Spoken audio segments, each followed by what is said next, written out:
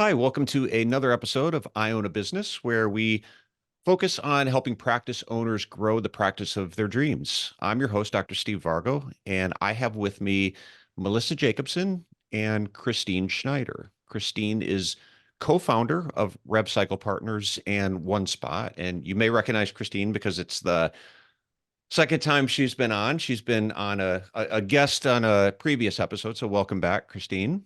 Thank you, Steve. And we also have Melissa, who is the Director of Operations for RevCycle Partners. So welcome, both of you. Thank you.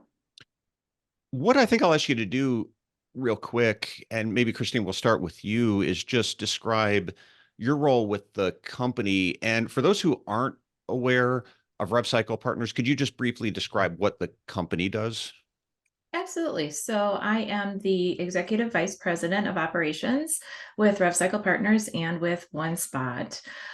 So I am in charge of overseeing all of the various services and implementations that we have regarding our customers and our deliverables. So RevCycle Partners is an outsourced billing service, so we can handle tasks like your actual billing for insurance. We handle credentialing, and we also handle verifications. OneSpot is our newest venture. It is technology. So if you have an in-house biller, but maybe looking to find a better way to prioritize and organize and have visibility into what is happening with your billing and with your accounts receivable, OneSpot is that technology. OneSpot is really interesting, and we'll get more into that later, but I think you found that filled that gap between offices that are wondering, should I outsource my billing or should I do it in-house? But I'll let you describe exactly what the company does a little bit later. So thanks for that description. And then Melissa, what is your role with the company? Yeah, so I am the director of the billing operations, really focused primarily on the RevCycle partner side of things. I've been with the company for several years now, and prior to coming to RevCycle Partners, actually, I worked for a local optometry practice here in the area. We had 10 locations, some subleases, LensCrafters and Pearl Vision. So I have kind of taken all of that real world knowledge and applied it over the last 5 years here at RevCycle Partners to help build our billing operations up. Thank you. And so clearly we're going to be talking about billing, and I was describing before that I think this is only the second time we've done this with more than just me and one other person on the call. So I'll let you guys do a virtual thumb wrestle over who wants to answer the questions, but I'll throw them out there. But here's where I'd like to start. Obviously, there's a lot of operational tasks that go into owning a practice. And clearly, from what I hear, and I think you already know this, one of the most challenging is billing. It's third-party billing. It's complex. A lot of offices lack the staff or they lack the internal expertise. It's hard to get another human being on the phone if you have questions. So, from your perspective, where do eye care practices continually get stuck when it comes to insurance billing? Yep.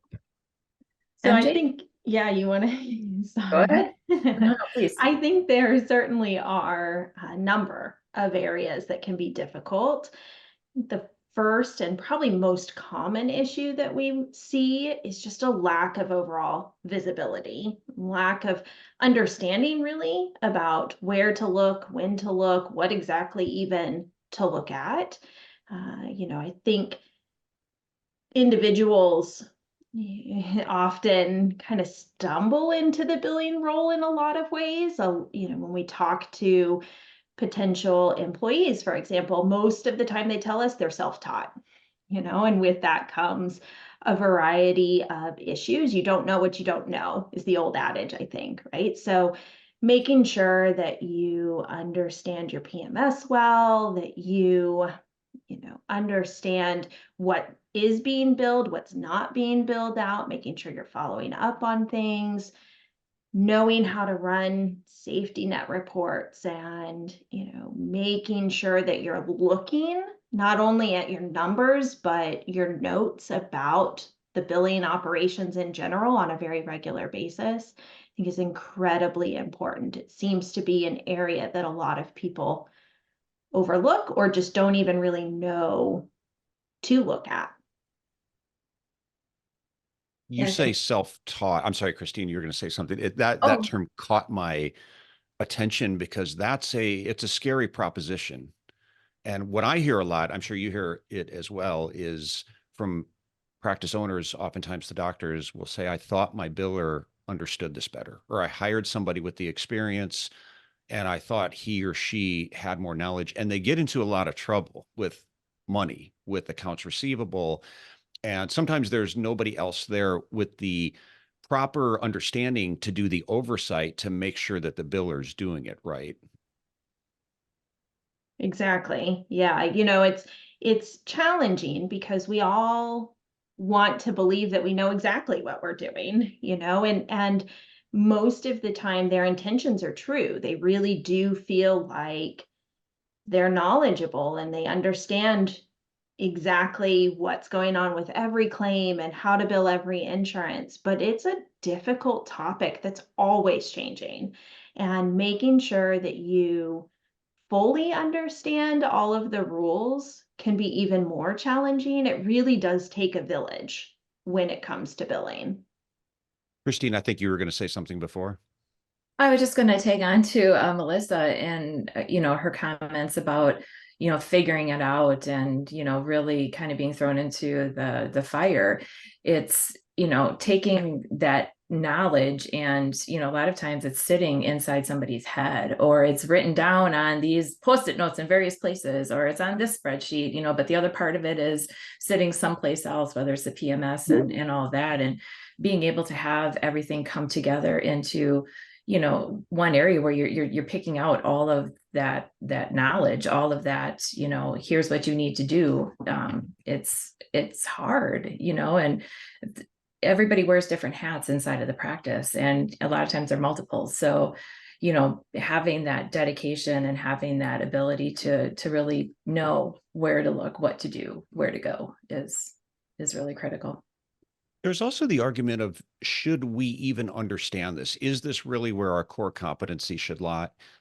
As I see more and more practices outsourcing billing, I still get the question, should I do it in-house or should I outsource it? And I think that's a valid Mhm. discussion to have.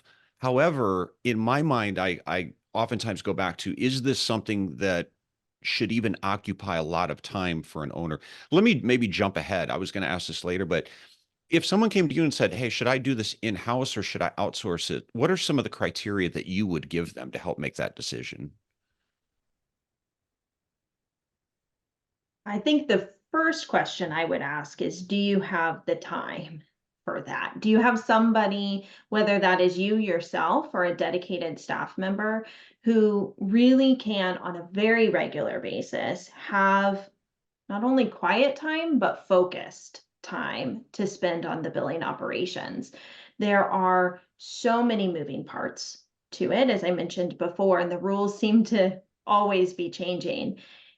Asking someone to wear a billing hat in addition to a front desk hat or an office manager hat or an optician's hat, that can be very challenging, and often we see that there just really isn't enough time in the day. They find those claim denials as they're processing a payment and they set it aside. It gets put in a stack somewhere on their desk, and with every good intention of coming back to it, but they just never really have the time. There are many situations that require phone calls to payers or phone calls to patients, or just really some lifelines to friends to even understand really what's going on with a claim. Some research is needed.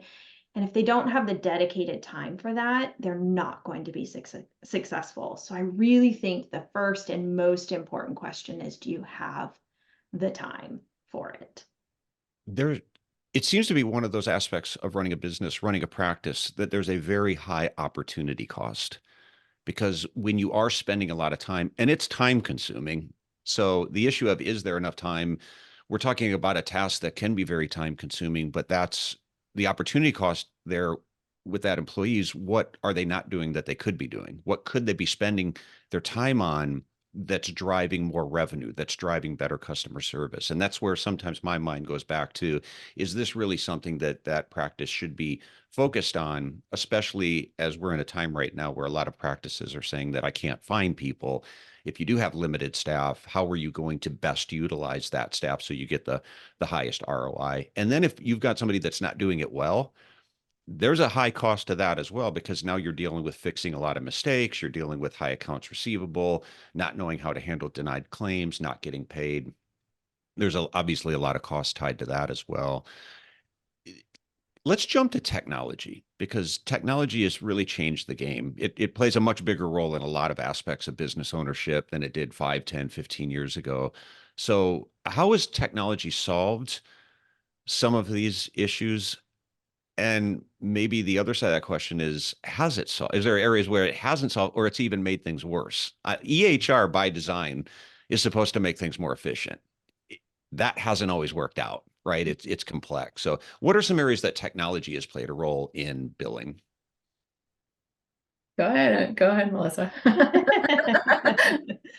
So, Your favorite topic. I know. I do think that technology has made some things a bit easier, right? It's really connected the billing community. As I mentioned, a couple of times, I feel like billing is a team effort. It really takes a community, not only a team effort in the office, certainly, but a team effort amongst billers in general. The knowing who to reach out to as a lifeline when you have a denial that you're just not quite understanding, or knowing where to find resources from the payer, such as a provider manual that can help you navigate some of those more difficult situations. Information's at our fingertips now, right? So in a lot of ways, that's helpful. We see billers turning to things like social media all the time now to connect with fellow billers. And, that can be very beneficial and sometimes lead to answers. On the flip side of that, I think that knowledge at our fingertips, or information at our fingertips, has almost overcomplicated it as well. It often does lead to incorrect answers. I think you have to be very cautious when seeking information from just the general internet, as we all know, with a variety of topics. If you're just going to go search Google, you're probably going to find some misinformation as well. So technology has both connected us in ways that it never did before, but it is also making it almost more difficult to weed through to find the true answer, or to really uncover the answer that you're looking for. Are I you also telling me think there's bad information on the internet, and some of these social media groups or chat rooms are giving bad advice? Is that what you're saying, Melissa? Oh, I did not put those words in your mouth. Okay. very I'll true. I'll say it. Yeah, I think you have to be real careful with what you get in a I agree completely. It's a wonderful aspect of this world now that we have so much connectivity, but getting validating the advice and the recommendations you're getting, I think, is always a good practice. Christine, I'm sorry. This is the No, problem with three no, no, people in no. the room. I knew there's going to be some toes getting stepped on. So All please. good. It's all good. I to your comment too about the PMS, right? I mean, every PMS is wanting to say that you can do everything in one place.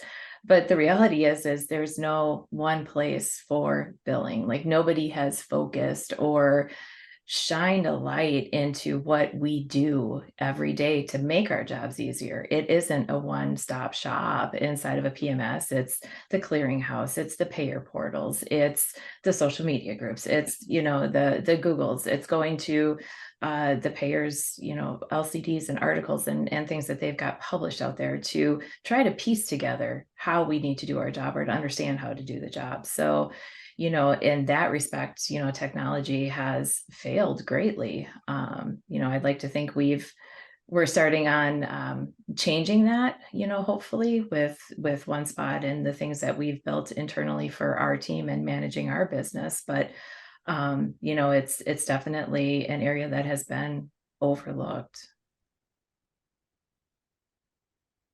The I get asked a lot, because I think a lot of things that you're talking about, people can definitely relate to in terms of billing, the question I get asked a lot is, what are other practices doing? And I've realized people really like to know what other practices struggling with the same things are doing.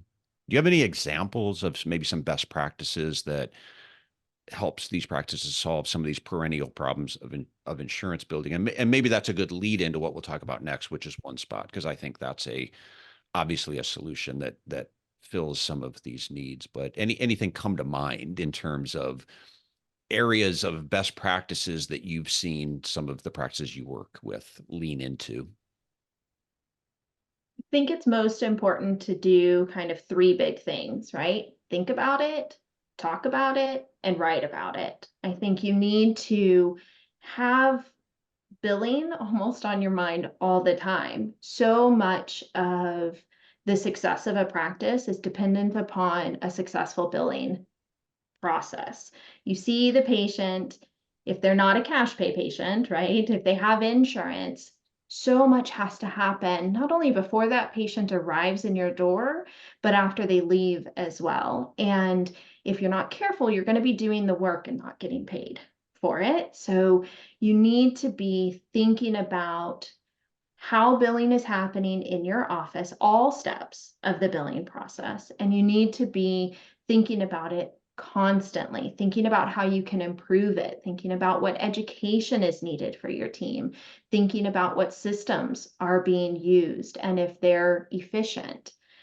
And I think you need to talk about it. Go to the people that are doing the job and ask them what the pain points are. It might be pain points, the biller may be experiencing pain points with the front desk staff not getting eligibility and benefits every time. It might be pain points where the patients are not properly coming in prepared for their appointments and bringing their insurance cards. Those that are intimately aware of it because they're doing it every day, they're gonna know. And asking them those questions can be invaluable as well.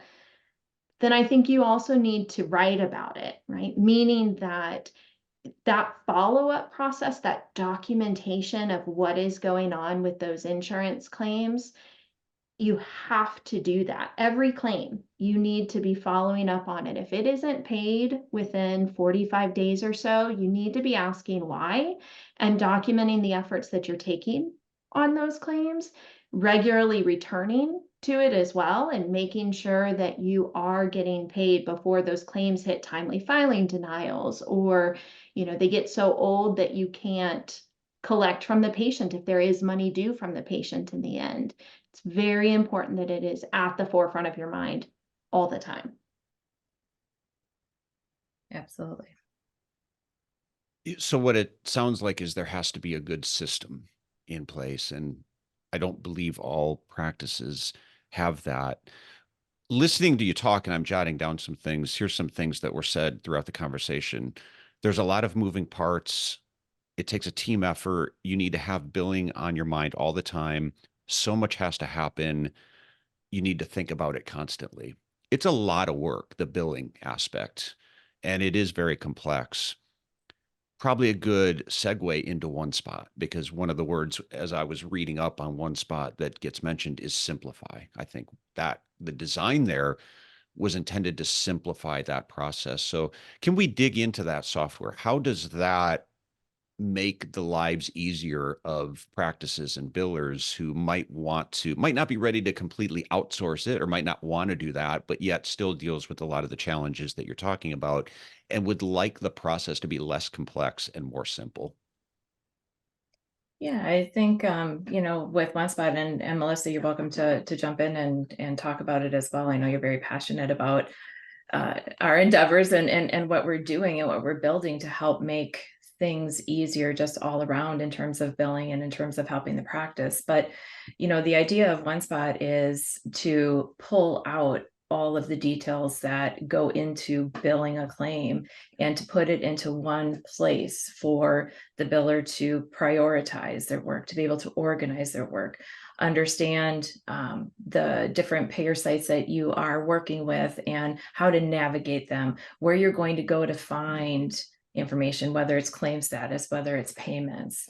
It's going to be putting in front of you the visibility of logging in, and the very first thing that you see is your aging buckets, and they're pretty colors to tell you, what's happening inside of each of those, showing you the net differences between aging updates and uploads. And, really, I think opening the communication between the doctor, the office manager, and the biller to be able to all utilize this technology to understand what is happening with the billing. So it's helping the biller do their job. It's helping the biller prioritize, organize.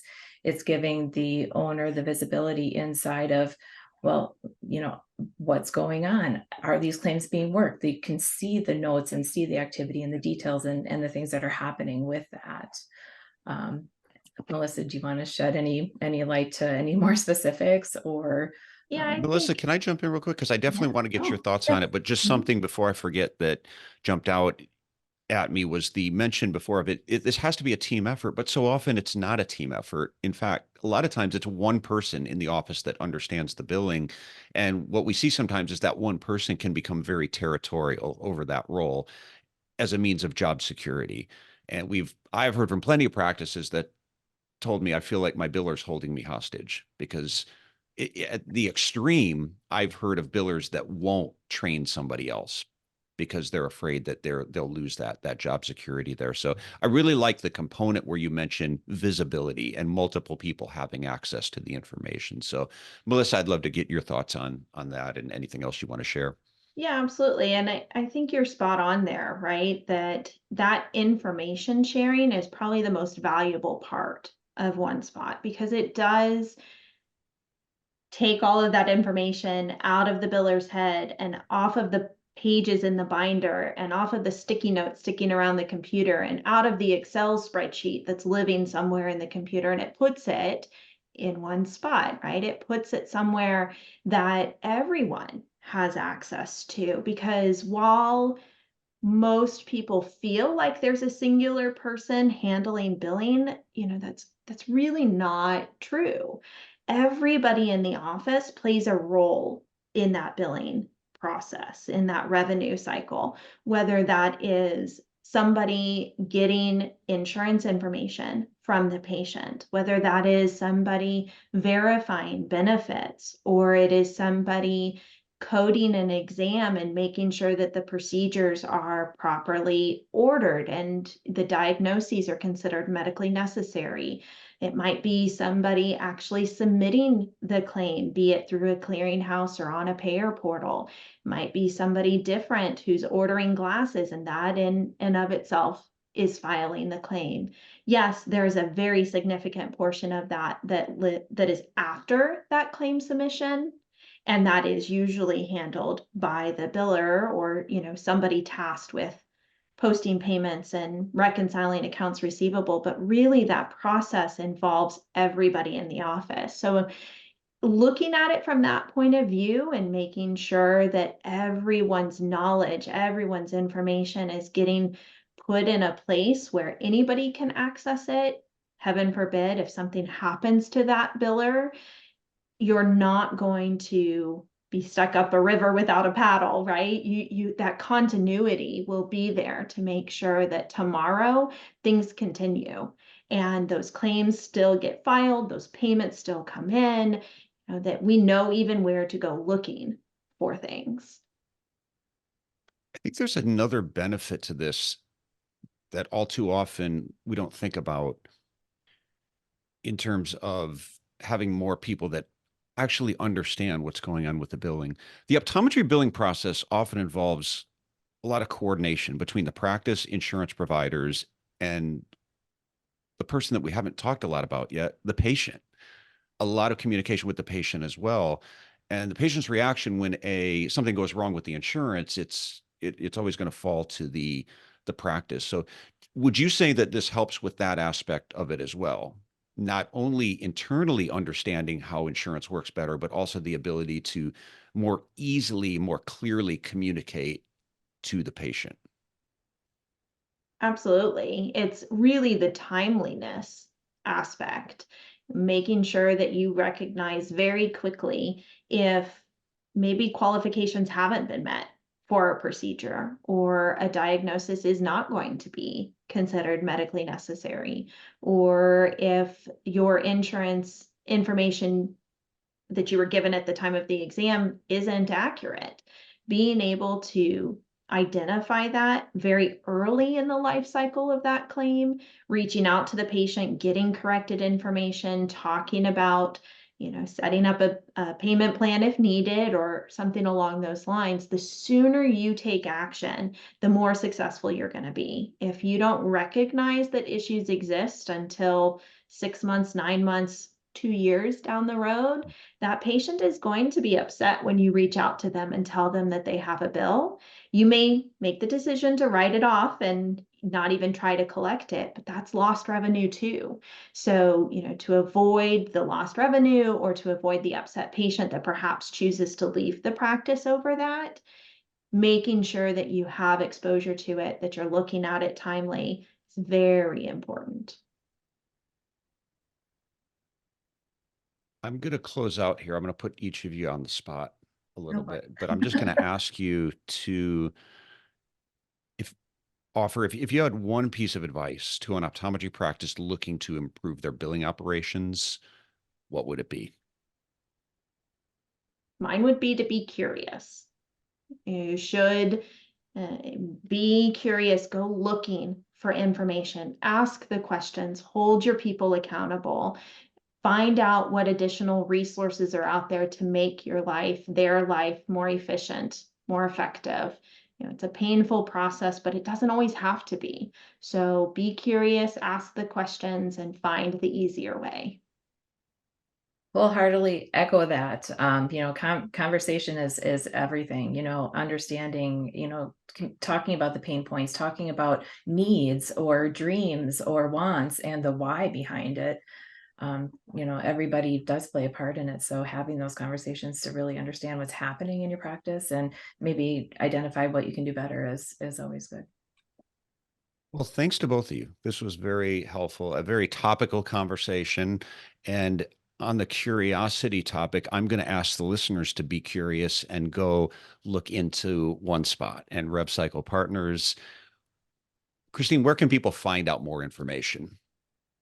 They can visit our websites. So we have revcycle-partners.com, and then we also have onespotbilling.com to find out more information about what each of them do. But there's also a contact us and a sales email also with those sites. Also welcome to reach out to myself or Melissa directly if you have questions. My email is cschneider@revcycle-partners.com. Melissa? And mine is mjacobson@revcycle-partners.com. Perfect. Well, thank you so much. And I'll mention here too that you are vendor partners with iDoc. So if you're a iDoc member, you can certainly just reach out to your account manager as well, and they'll have information. But it's really interesting software that you've created, and I think you filled a real need, filled a gap that a lot of practices are looking for. So congratulations on doing such great work with that, and really appreciate your time today. Thank you, Steve. Absolutely. Thank you. So thanks to our guests, and thanks everyone for listening. And if you would like more information about iDoc and how we work with ODs to help them grow their practice, you can find out more at idoc.net. So thank you all for listening.